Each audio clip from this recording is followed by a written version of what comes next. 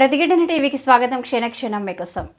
100 ఏళ్ల ఘన చరిత్ర కలిగిన మెదక్ చర్చిని గవర్నర్ జిష్ణుదేవ్ వర్మ ఆదివారం సందర్శించారు. మొదట మెదక్ జిల్లా కేంద్రంలోని కలెక్టరేట్ను సందర్శించారు.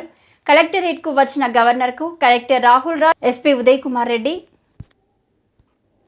జిల్లా అదనపు collector Nagesh, Medak MP Raghunandan Rao, MLC Sheri Subhash Reddy, MLA Mynampally Rohit రావు పుష్పగుచ్చంతో స్వాగతం పలికారు. అనంతరం పోలీస్ గౌరవవందనం స్వీకరించారు.